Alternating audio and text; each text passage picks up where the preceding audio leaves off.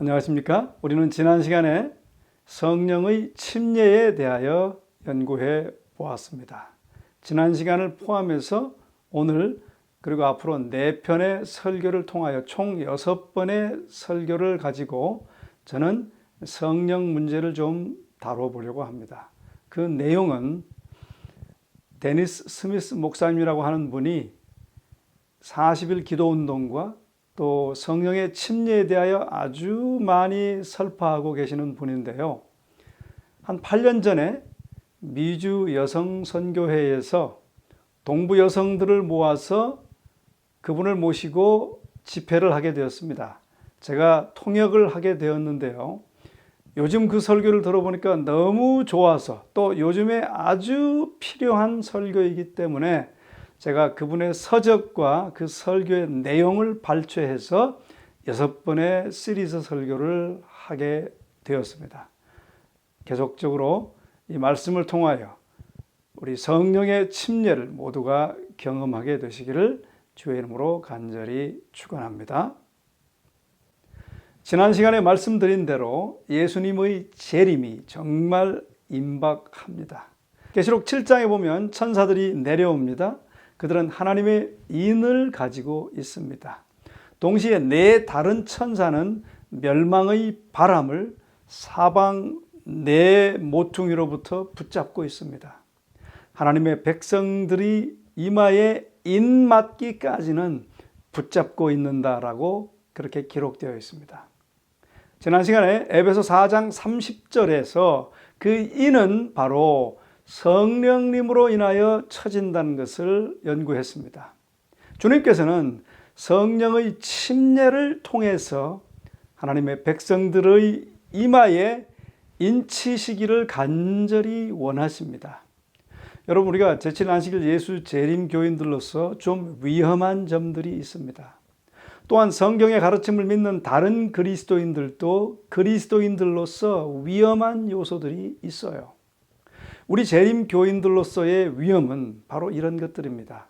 우리가 안식일을 잘 알고 있고 사람이 죽으면 어떻게 된다는 것을 잘 알고 있고 짐승의 표에 대하여 잘 알고 있고 예수님께서 이제 곧 재림하신다는 것을 알고 있어요. 우리가 이 모든 것들을 알고 있기 때문에 우리는 안전하다고 확신하는 그런 위험이 있습니다. 그러나 여러분, 그것은 기만입니다. 여러분 기억하십시오. 안식일을 잘 지키고 11금을 잘 내고 또 건강개혁자들이었던 사람들이 바로 예수님을 십자가에 못 박은 자들이었습니다. 그래서 단순히 성경의 가르침들을 지식적으로 잘 아는 것이 우리를 안전하게 하지는 못합니다. 그리고 예수님을 만나도록 준비시키지 못합니다. 요한복음 17장 3절에 우리가 어떻게 하면 영생을 얻을 수 있을지 설명해 주고 있습니다. 영생은 곧 유일하신 참 하나님과 그의 보내신 자 예수 그리스도를 아는 것이니이다 라고 말하고 있습니다. 우리가 그리스도인으로서 가장 중요한 것은 예수 그리스도를 아주 밀접하고 친밀한 관계 중에 아는 것입니다. 우리가 무엇을 아는 것이 중요한 것이 아니고 누구를 아느냐 하는 것이 더 중요한 것입니다. 우리가 그리스도를 알고 그분과 올바른 관계를 갖고 있을 때에 우리가 아는 성경 지식들이 올바른 관점으로 잘 자리 잡게 됩니다. 화이트 부인은 이렇게 말했습니다. 우리는 하나님과 살아있는 연결, 즉 관계를 가져야 한다. 우리를 돕는 다른 방법은 없기 때문에 오직 우리는 성령의 침례를 인하여 높은 곳으로부터 내리는 높은 능력을 옷 입어야만 된다라고 기록하고 있습니다. 성령의 침례를 통하여 하나님과 살아있는 연결 관계를 가져야 된다라고 말하는 것입니다. 이 외에 다른 방법은 없습니다. 이것이 유일한 방법이다라고 하는 것입니다.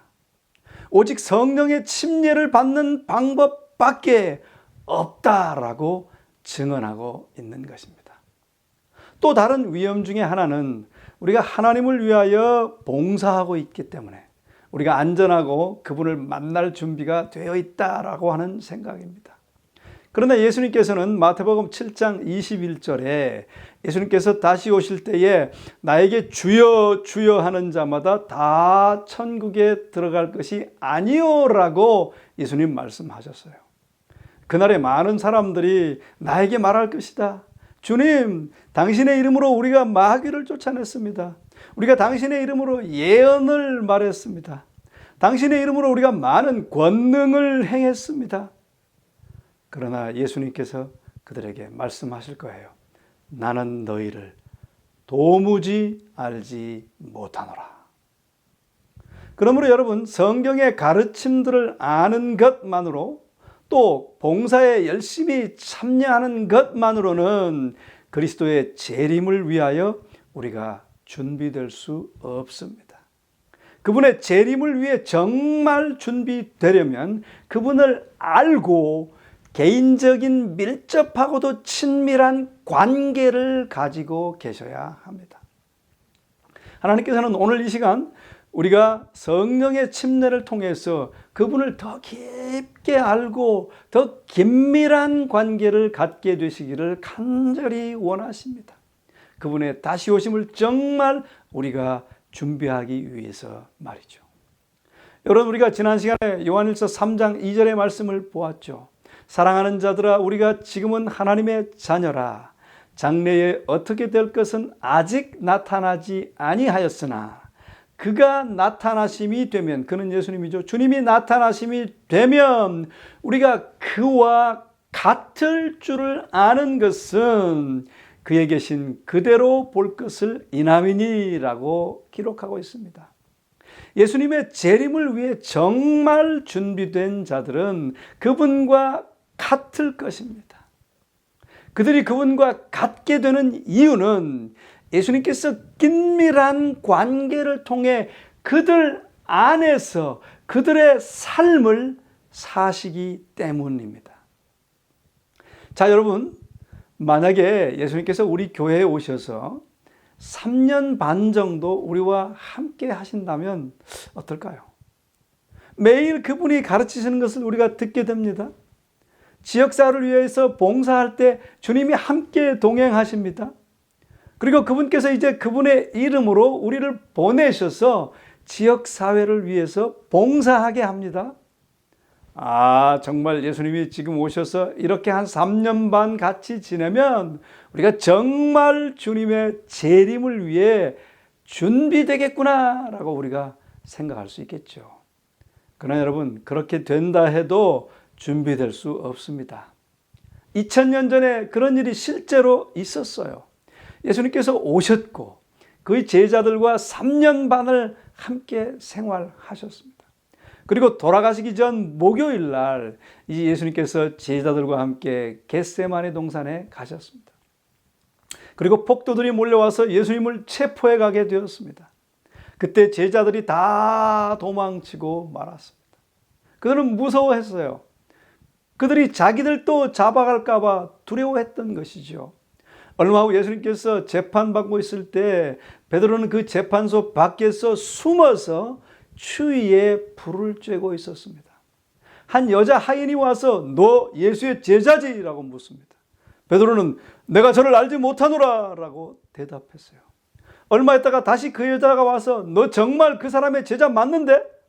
또 베드로가 나는 맹세하는데 저 사람을 결코 알지 못하노라 라고 부인합니다.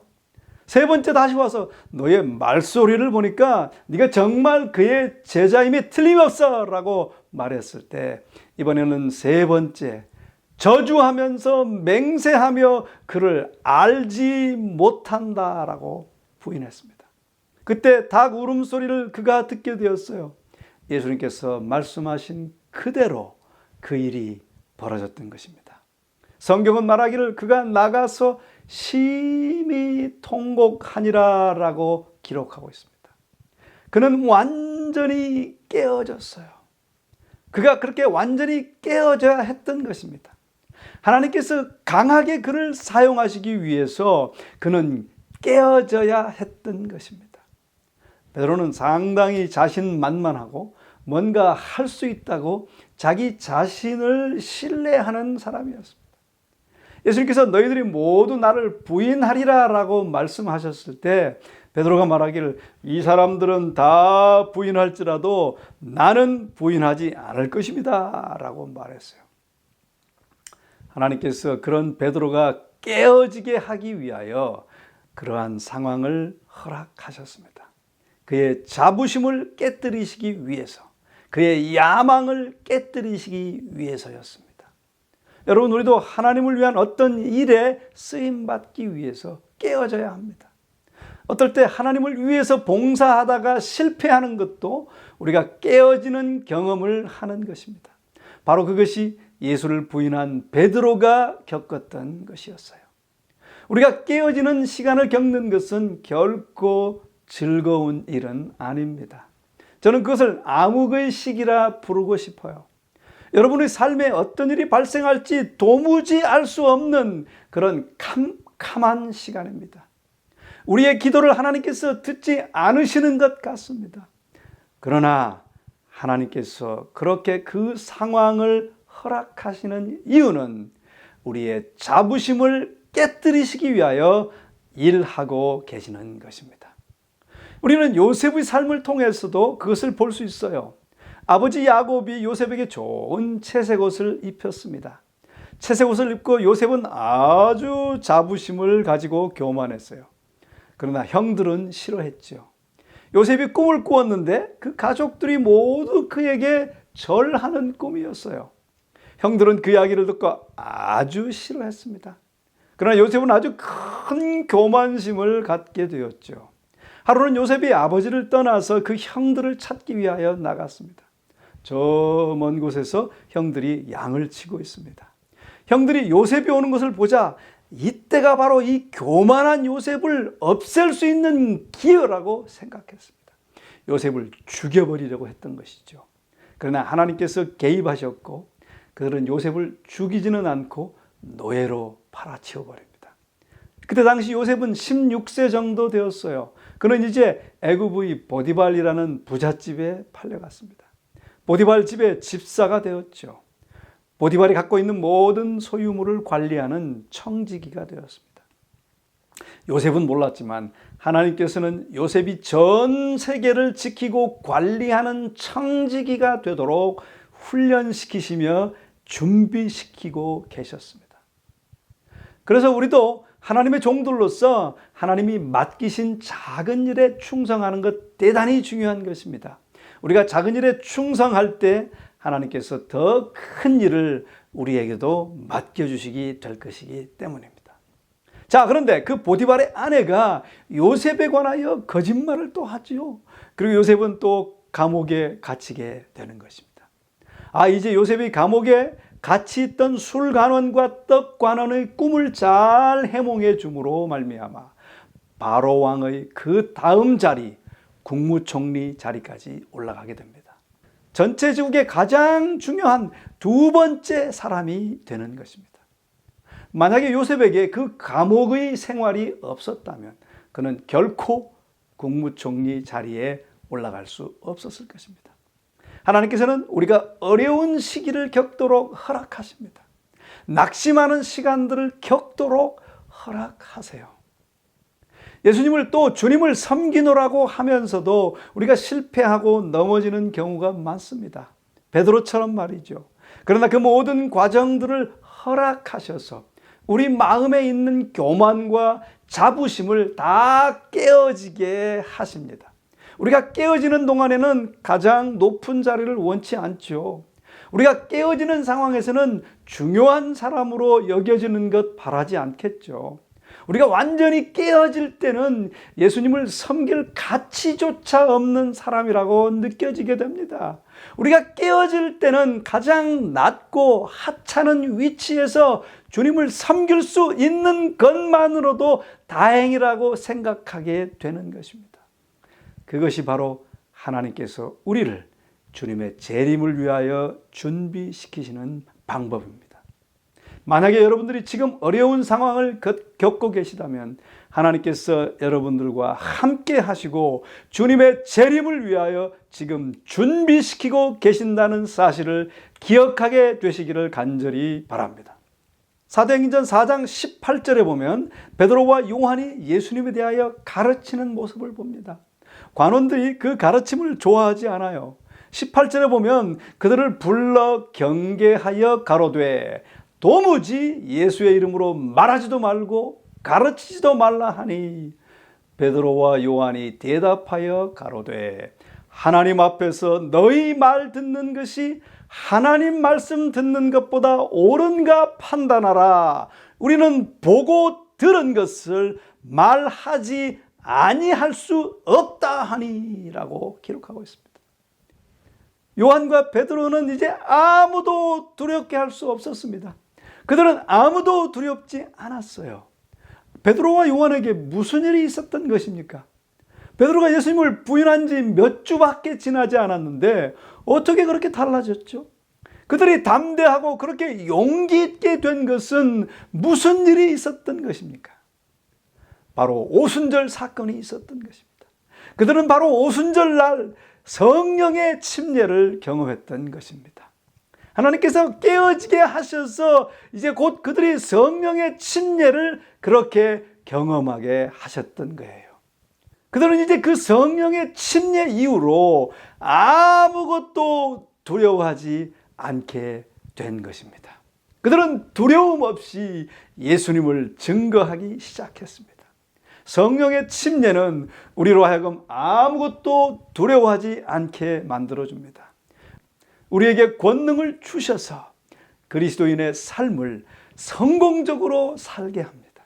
그리고 다른 사람들에게 예수님을 증거할 수 있도록 해줍니다. 여러분, 성령께서 하나님의 사역을 주관하고 계실 때에 그런 상황에서는 우리가 어찌할 수가 없는 놀라운 상황들이 많이 벌어집니다. 우리는 우리 스스로가 하나님의 사역을 주관하려는 그런 경향이 있습니다. 우리는 그것을 어떻게 해야 할 줄 안다고 생각합니다.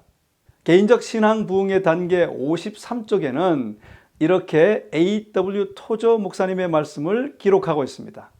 하나님께서 오늘날 우리의 교회로부터 성령을 거두어 가신다고 해도 95%의 교회 활동은 그대로 지속될 것이고 교인들은 아무 변동도 느끼지 못할 것이다. 그러나 하나님께서 초대교회로부터 성령을 거두어 가셨다면 95%의 교회 활동은 즉시 중단되었을 것이다 라고 기록하고 있습니다. 여러분, 이 말의 의미는 우리가 우리 자신들의 힘으로 하나님의 일을 하는데 상당히 익숙해져서 성령을 의지하지 않는다는 것입니다. 그러나 여러분, 우리가 기억해야 될 것은 하나님의 사역을 하시는 이는 바로 성령이라는 사실을 기억하셔야 합니다. 우리는 성령의 손에 붙들린 도구에 불과하다는 사실을 기억해야 합니다.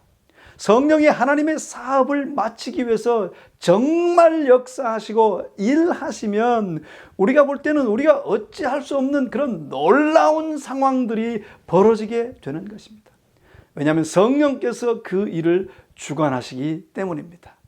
우리가 사도행전을 잘 보면 사도행전 2장에 3,000명이 회심하게 됩니다. 또 4장에 보면 5,000명이 하나님께 돌아와요. 더하면 8,000명이죠. 그때 당시에 그들은 집사들도 없었을 때입니다. 그때 교회당도 물론 없었죠. 그러나 그러한 놀라운 상황들이 하나님의 제자들을 힘들게 하지 않았습니다. 왜냐하면 성령께서 이 모든 일들을 주관하고 계시는 것을 그들은 알았기 때문에 그랬습니다. 그런데 우리라면 어떻게 반응했을까요? 만약에 다음 주 안식일에 8,000명이 우리 교회에 몰려 들어온다면, 그리고 우리 교회 교인이 되길 원한다면 우리는 상당히 두려워질 겁니다. 아마 직원회를 소집할 것입니다. 그리고 어떻게 해야 될지 토론을 해야 될 것입니다. 여러분, 저는 교회 조직을 반대하는 의견을 말하는 것이 아니에요. 필요할 때가 있습니다. 그러나 그 교회의 조직과 행정이 성령의 일을 하시는 사역을 방해하면 안 되는 것입니다. 왜냐하면 마지막 때에는 성령께서 모든 하나님의 사역을 직접 주관하시게 될 것이기 때문입니다. 만약 우리가 성령으로 충만하지 않는다면 그 벌어지는 일들을 결코 이해하지 못할 거예요. 그리고 우리는 아주 두려운 생각만 갖게 될 것입니다. 또 사도행전 16장을 좀 보시겠어요? 6절입니다. 성령이 아시아에서 말씀을 전하지 못하게 하시거늘 부르기아와 갈라디아 땅으로 다녀가. 사도행전의 제자들이 아주 성령으로 충만해져서 성령께서 지시하시는 대로 갔습니다. 그들이 생각할 때 또 비두니아라고 하는 지역에 가서 복음을 증거해야 되겠다 생각했어요. 그러나 성령께서 아니다라고 말씀해 주시는 겁니다. 7절에 보시면 무시아 앞에 이르러 비두니아로 가고자 애쓰되 예수의 영이 허락지 아니하시는지라 라고 기록합니다. 그들이 생각할 때 비두니아로 가서 예수님을 증거하자 그렇게 말했어요. 상당히 논리적이죠. 그들이 전도하던 그 옆 도시가 비두니아니까요. 그러나 성령께서 아니다라고 말씀하십니다. 그들은 성령으로 충만했기 때문에 성령께서 지시하실 때 그 음성을 알아들을 수 있었습니다. 그리고 성령의 온전한 지시대로 그들은 따라 행했습니다.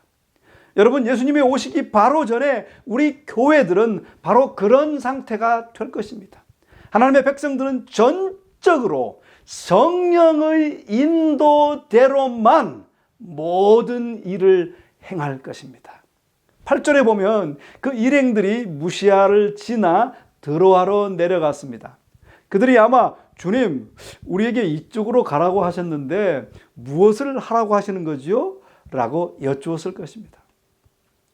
하나님께서 우리가 무엇을 하기를 원하시는지 분명치 않으면 우리도 기다리며 기도하고 계속 무엇을 해야 하는지 여쭈어야 합니다. 그렇게 하지 않으면 우리는 성령을 앞서서 행하게 되는 것을 발견하게 될 것입니다. 그러면 모든 일들이 잘 되지 않습니다. 그래서 이 사람들이 기다렸어요. 그때 이제 하나님께서 바울에게 환상을 주셔서 마게도니아로 가도록 명하셨습니다. 이렇게 우리의 교회 봉사와 우리의 삶을 성령께서 직접 매 순간 인도하시고 지도하시기를 원하십니다. 제가 수년 전에 한 번은 교회에서 건강전도회를 준비하기 위하여 사람들을 초청하려고 저인망식 방문을 할 때입니다. 아침에 집을 나서며 성령님 저를 인도하셔서 꼭 필요한 곳에 가게 하시고 꼭 필요한 영혼을 만나게 해주세요. 그렇게 기도하고 하루 종일 방문했습니다. 하나님께서 인도하셔서 35개의 가게들과 약 100여 명의 구도자들을 접촉해서 전도회에 초청을 했어요. 이제 퇴근 시간이 다 되어가지고 이제 피곤하고 그래서 집에 가는 길이었는데 아주 트래픽이 꽤 막혔습니다. 가는데 차를 유턴하여 되돌아가라는 성령의 인도하시는 음성이 들리는 것 같아요. 유턴하면 지금 트래픽이 꽤 막히는데 또 이럴 때 유턴하기도 쉽지 않거든요. 그러나 음성에 순종하여 무조건 유턴하여 되돌아갔습니다. 한참을 갔어요. 그쪽까지는 제가 잘 안 가는 지역입니다. 성령님 어디로 가죠? 그거 보니까 세탁소가 하나 있어요. 들어가 보니까 한국 사람이 한 분 계세요. 그래서 이 전도의 전단지를 주면서 초청했는데 그 옆에 다른 남자가 있고 알고 보니까 이 사람이 남자 주인인데 아주 병색이 있어요. 성령께서 이 사람을 만나라고 보내셨구나. 간곡히 그분을 초청했습니다.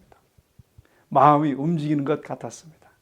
성령님께서 당신을 사랑하셔서 낫기를 원하셔서 오늘 내 차를 유턴에 돌리셔서 보내셨으니까 꼭 오라고 초청했어요.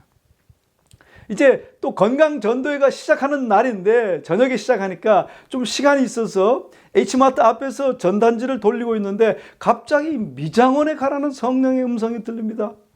Yes sir 하고 가서 차를 몰고 가서 보니까 여주인이 혼자 앉아 있어요. 그래서 물어보니까 자기 남편이 지금 말기암이라고 하는 것입니다.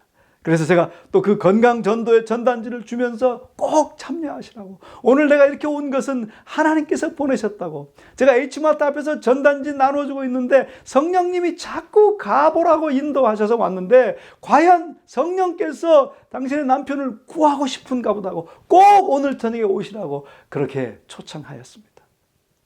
여러분, 주님을 위해 움직이기 시작할 때 성령의 인도하시는 음성이 들리기 시작합니다. 여러분, 우리가 길을 찾아갈 때 사용하는 내비게이터는 목적지를 입력하고 움직여야 소리가 들리기 시작합니다.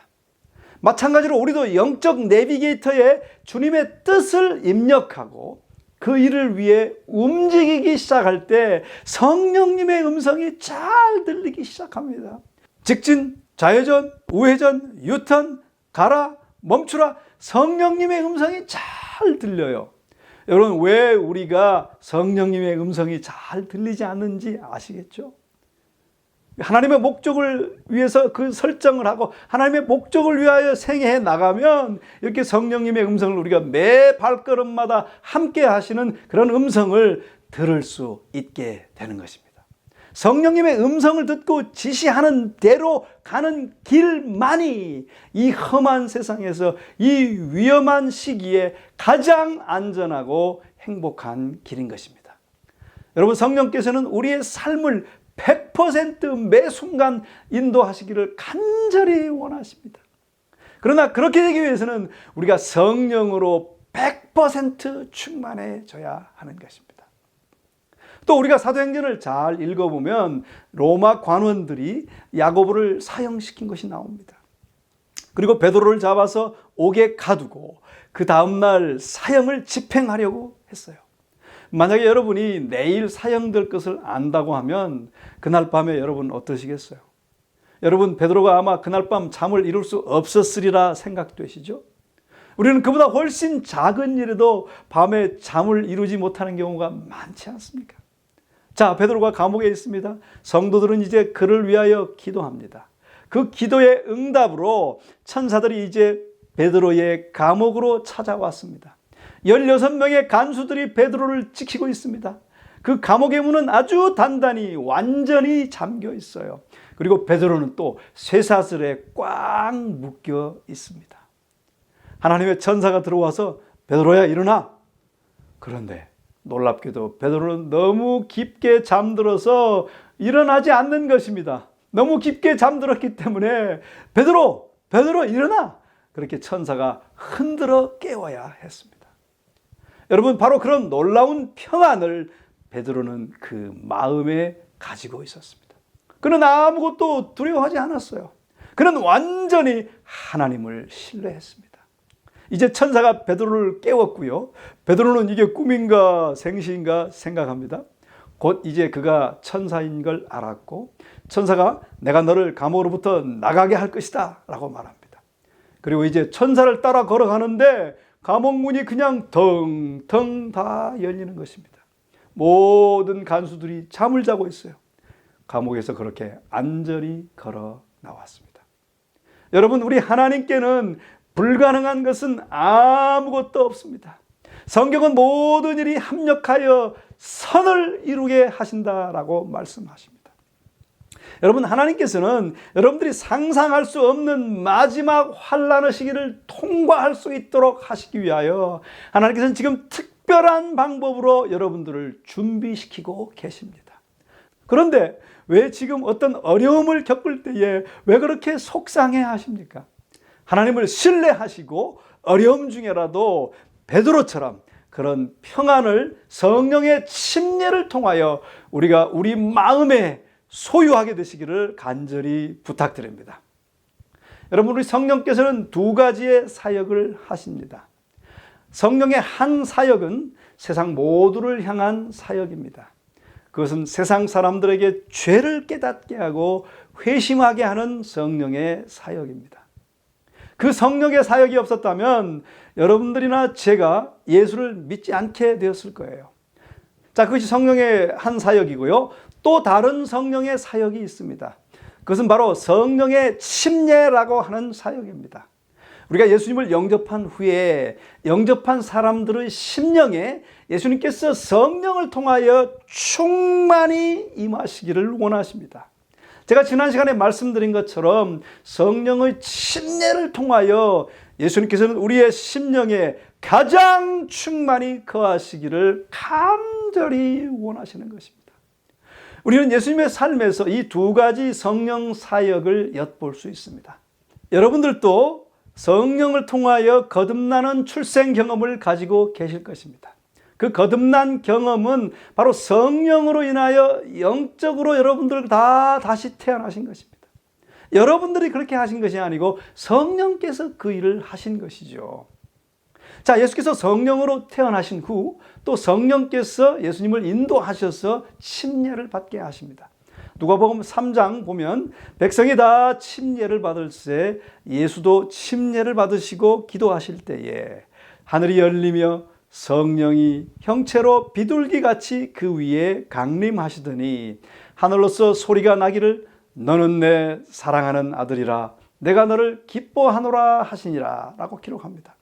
예수님께서 침례를 받으실 때에 아버지께 기도하셨어요.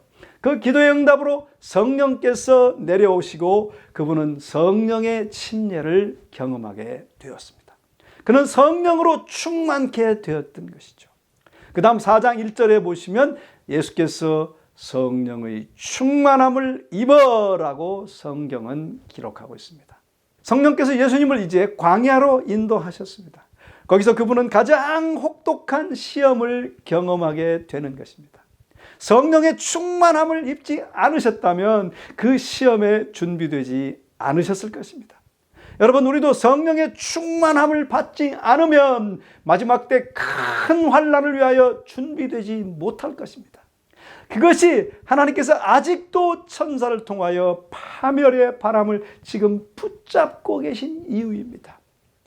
만약에 그 바람을 지금 놓아버리게 하시면 우리는 완전히 다 휩쓸려져 파멸될 것입니다.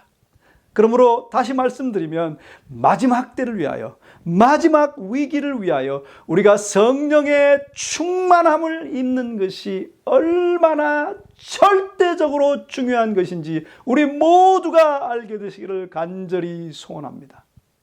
이러한 예수님과 성령의 침례에 대하여 화이트는 이렇게 말하십니다. 그는 날마다 새로운 성령의 침례를 받으셨다. 여러분, 예수님께서 매일 성령의 새로운 침례를 받으셔야만 했다면 물론 우리도 그래야 할 것입니다. 에베소 5장에 보면 바울도 동일한 말을 우리에게 해주고 있습니다. 술 취하지 말라. 이는 방탕한 것이니 오직 성령의 충만을 받으라. 그렇게 기록합니다.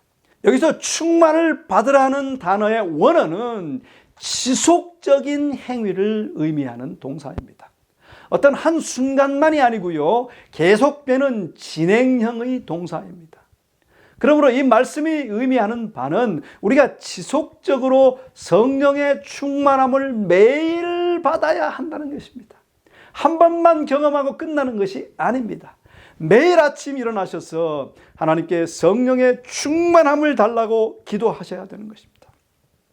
그리고 매일 하루의 생애를 사시면서 성령의 충만함을 생각하고 그 성령의 충만함을 위하여 기도하시면서 사셔야 되는 것입니다. 스미스 목사님은 그것을 하나의 큰 유리컵으로 비유했습니다. 컵 안에 물이 있고요, 또 돌들이 들어 있습니다. 물은 성령을 상징하고요, 돌멩이들은 성령께서 끄집어내기 원하시는 삶의 성령의 임재를 방해하는 요소들입니다. 삶의 돌멩이가 빼어내지면 성령은 그만큼 더욱 충만하게 채워집니다. 그러므로 성령의 역사는 우리의 삶에 계속되어지는 과정인 것입니다. 그렇기 때문에 성령께서 계속적으로 있으면 안 되는 모든 돌들을 제거하고 더욱 충만하게 끊임없이 우리 심령에 임하도록 기도하셔야 될 것입니다. 자, 그러면 여러분, 우리가 어떻게 성령의 침례를 받을 수 있습니까? 바로 기도를 통하여 받을 수 있습니다. 하나님께 채워달라고 기도함으로써 받을 수 있는 것입니다. 예수님께서 침례 받으실 때 하나님께 기도하심으로 성령이 충만히 임하였습니다. 예수님께서는 개인적으로 끈기 있는 기도의 필요성을 느끼셨습니다. 그분은 여러 번 기도하면서 온 밤을 지새우셨죠. 제자들도 기도했을 때 오순절에 성령의 침례를 받게 되었습니다. 그들은 10일 동안 끈기 있게 기도했고 드디어 성령께서 임하셨습니다. 성경에는 성령에 관한 많은 약속들이 기록되어 있는데요. 누가복음 11장이 바로 그것의 대표적인 것입니다. 우리 다 함께 읽어볼까요?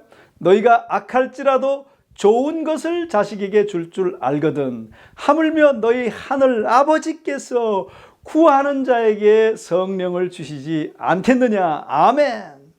여러분, 누가복음 18장에서 예수님은 신자들 모두가 끈기 있게 기도에 몰입해야 할 필요성을 예를 들어서 또 말씀하십니다.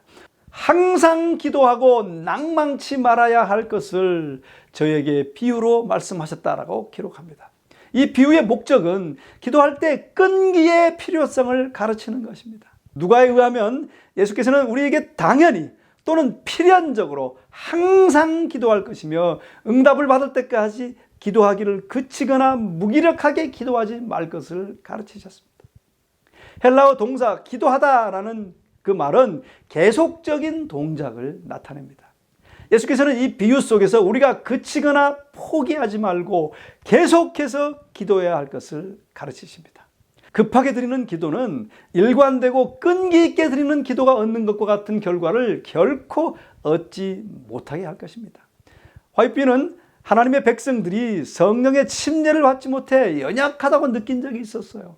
그래서 하나님의 천사에게 왜 그런지를 물었어요. 나는 천사에게 왜 이스라엘에게 더 큰 믿음과 능력이 없느냐고 물었더니 천사가 대답하기를 그대들은 너무나 빨리 주님의 팔에서 떠난다. 그대의 탄원을 보좌에 올리고 굳센 믿음으로 그의 약속을 붙들어라. 그분의 약속들은 확실하니 네가 구한 것을 받은 줄로 믿으라. 그리하면 그대가 받으리라 라고 기록하고 있습니다. 여러분, 우리가 끈기 있는 기도를 통하여 꼭 성령의 침례를, 성령의 충만을 경험하게 되시기를 간절히 소원합니다. 또 다른 일을 위해서 안수기도해 주어서 받게 할 수도 있습니다. 사도행전 8장 12절에 보면 빌립이 하나님 나라와 및 예수 그리스도의 이름에 관하여 전도함을 저희가 믿고 남녀가 다 침례를 받으니 라고 기록하는데요. 여기 보면 빌립의 가르침을 듣고 사마리아 이방인들이 이제 예수님을 영접하고 침례를 받았습니다. 그런데 14절에 보면 예루살렘에 있는 사도들이 사마리아도 하나님의 말씀을 받았다 함을 듣고 베드로와 요한을 보내매 그들이 내려가서 저희를 위하여 성령 받기를 기도하니 이는 아직 한 사람에게도 성령 내리신 일이 없고 오직 주 예수의 이름으로 침례만 받을 뿐이더라. 이에 두 사도가 저희에게 안수함에 성령을 받는지라 라고 기록하고 있습니다. 여기 아주 좋은 예가 있죠. 예수님을 영접한 남녀가 물침례를 받았어요. 그러나 성령의 침례를 아직 안 받았습니다. 이 말씀은 바로 우리가 회심시에나 또는 물침례를 받을 때 자동적으로 성령의 침례를 받는 것이 아니라는 사실을 가르쳐 줍니다. 그 다음 장 사도행전 9장을 또 보겠습니다. 바울의 회심을 여기 설명해 주고 있어요. 사울은 더 많은 그리스도인들을 핍박하기 위하여 이제 다메섹을 향하여 가고 있었습니다. 그런데 환상 중에 예수께서 나타나셔서 그에게 말씀하십니다. 그리고 사울이 회심하고 예수님을 영접하게 됩니다. 사도행전 20장 10절에 보면 사울이 놀라고 떨리는 소리로 주님 내가 무엇을 하리이까? 라고 묻습니다. 이제 사울이 예수님을 섬기기를 원하는 것입니다. 9장 6절에 보시면요. 내가 일어나 성으로 가라. 행할 것을 내게 이를 자가 있느니라 하시니. 자, 이제 거기 가 있습니다. 그런데 예수님께서 다른 곳에 있는 아나니아에게 사울에게 가라라고 말씀하십니다. 이 아나니아가 그 말을 듣고 어떻게 생각했을까요? 이 사울은 그리스도인을 핍박하는 핍박자인 것을 다 알고 있습니다. 분명히 아나니아가 그 말씀을 들었을 때 정말 말이 안 되는 이야기라고 생각했을 것입니다. 하나님, 누구에게 가라고요? 여러분, 가끔 성령께서는 우리에게 뭐라고 말씀하실 때에 내게 말도 안 되는 것 같은 일을 하라고 그렇게 말씀하실 때가 있습니다. 그러나 성령께서 말하신다고 생각되시면 말씀하시는 대로 따르게 되시기를 간절히 바랍니다. 이제 아나니아가 사울에게 갑니다. 17절에 보면 아나니아가 떠나 그 집에 들어가서 그에게 안수하여 가로되 형제 사울아, 주 곧 내가 오는 길에서 나타나시던 예수께서 나를 보내어 너로 다시 보게 하시고 성령으로 충만하게 하신다 하니. 자, 여러분, 이 말씀을 보면 바울이 다메섹 도상에서 강력한 회심의 경험을 했음에도 불구하고 그는 아직 성령으로 충만하지는 않았던 것입니다. 바로 하나님이 보내신 아나니아의 안수 기도를 통해 이제 바울은 성령 충만해졌던 것입니다. 여러분, 성령의 침례를 받기 위한 자격은 바로 이런 것입니다. 바울처럼 예수님을 개인의 구세주로 영접하고 그를 섬기기를 원하면 되는 것입니다. 만약 그것이 여러분의 갈망이라면 성령의 침례를 위해 여러분도 기도할 자격이 있는 것입니다. 우리가 성령의 침례를 받기 위해서 그러면 반드시 안수기도 해야 되는가? 다른 성경절들을 찾아보니까 성령의 침례를 받은 많은 사람들이 다 안수기도 받은 것은 아니에요.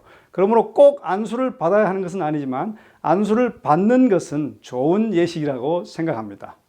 자, 그럼 여러분, 성령의 침례를 받을 때에 어떤 느낌이나 감정의 변화가 있는가? 우리가 성령의 침례를 받을 때 어떤 것을 느끼게 되는 것인가? 어떤 사람들은 뭔가를 느낍니다. 어떤 사람들은 그냥 조용하게 잔잔한 감동을 느끼기도 합니다. 어떤 사람은 굉장히 무언가 짐이 벗겨지는 듯한 느낌을 갖게 됩니다. 어떤 사람들은 전류가 흐르는 것 같은 전율을 느낍니다. 어떤 사람들은 평안을 느낍니다. 어떤 사람들은 기쁨을 느낍니다. 다 성령의 임재를 경험하는 감정적 변화라고 생각합니다.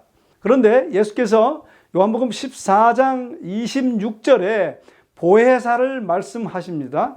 성령 보혜사를 말씀하세요. 26절에 보혜사, 곧 아버지께서 내 이름으로 보내실 성령을 말씀하신 다음에 바로 그 다음 절에 평안을 너희에게 끼치노니 곧 나의 평안을 너희에게 주노라. 내가 너희에게 주는 것은 세상이 주는 것 같이 아니하리라 라고 기록하고 있어요. 또 성령의 열매는 갈라디아 5장에 보면 오직 성령의 열매는 사랑과 희락, 즉 기쁨이죠. 화평과 오래 참음과 자비와 양선과 충성과 온유와 절제니라고 기록하고 있습니다. 이 열매들이 다 이성 감성적인 열매이고 다 이성 감성과 관계되지만 이 중 특히 감성과 연계되는 열매는 사랑과 희락과 화평이라고 생각됩니다. 즉 사랑과 기쁨과 평안인 것이죠. 화이트 그의 주석에서 이렇게 말하고 있습니다. 성령 안에서 평화와 기쁨이 찾아오는 것이다 라고 말하고 있습니다. 그것은 지상에서는 행복이요 라고 말하고 있거든요. 제가 맨 처음 성령을 받을 때는 바로 대학 때였는데요. 그때는 제가 예수를 믿지 않았을 때였습니다. 성령을 받을 때 놀라운 경험을 저는 하게 되었어요. 저는 하나님이 사랑이라는 사실을 1도 믿지 않았거든요. 그런데 성령이 받던 그날 제 몸에 전류가 흐르듯이 온몸이 전율을 하였습니다. 그러더니 제 마음의 불신의 먹구름 같은 것들을 다 씻어내시는 거예요. 그러더니 이내 하나님의 사랑이라는 것이 막 느껴지기 시작하였습니다. 그러더니 갑자기 사랑과 기쁨과 평안이 물밀듯이 밀려오는 것입니다. 눈에서는 뜨거운 기쁨과 감사의 눈물이 쏟아지기 시작했어요. 근원을 알 수 없이 마치 홍수처럼 밀려 들어오는 그 사랑과 평안과 기쁨 때문에 주체할 수 없고 가슴이 터져버릴 것 같았어요. 아예 그냥 미쳐버릴 것 같은 거예요. 기뻐서 죽을 것 같은 거예요. 누군가에게 이 평안과 기쁨을, 사랑을 덜어주고 나눠주지 않으면 제 마음이 터질 것 같아 견딜 수가 없는 거예요. 그래서 저는 그 평안과 기쁨과 사랑을 간절히 나누고 싶어졌습니다. 아마 그것이 바로 선교의 열망이었던 것 같아요. 저는 성령의 임재로 이렇게 사랑과 기쁨과 평안, 그리고 그것을 나누고 싶은 강렬한 경험으로 왔지만 다른 어떤 사람들은 다른 경험일 수 있습니다. 저는 그렇게 성령의 침례를 경험한 다음부터는 제 삶이 완전히 바뀌었어요. 그러므로 성도 여러분, 여러분들도 이 성령의 침례를 경험함으로, 성령의 충만함을 경험함을 통하여 이렇게 사랑과 평안과 기쁨이 가슴 터지는 듯한 그런 놀라운 경험들을 하시게 되기를 주의 이름으로 간절히 축원합니다. 그러면 이 어려운 세상들을 다 이겨낼 수 있어요. 그리스도의 사랑과 기쁨과 평안으로 모든 것들을 극복할 수 있게 되는 것입니다. 여러분 모두가, 우리 모두가 다 그렇게 성령의 충만함, 성령의 침례를 통하여 그런 모든 경험들을 갖게 되시기를 주의 이름으로 간절히 축원합니다. 기도하겠습니다. 사랑의 아버지 하나님, 오늘 성령의 침례를 통하여 다시 한번 우리의 심령을 일깨워 주시니 감사합니다. 아버지여, 저희들 마음을 열고 주 앞에 굴복하오니 주의 성령으로 임하시고 충만히 거하셔서 그 사랑과 평안과 기쁨 가운데 이 모든 세상의 환난들을 넉넉히 이겨낼 수 있는 우리 모두가 될 수 있도록 축복해 주시옵기를 예수님의 이름으로 간절히 축원하옵나이다. 아멘.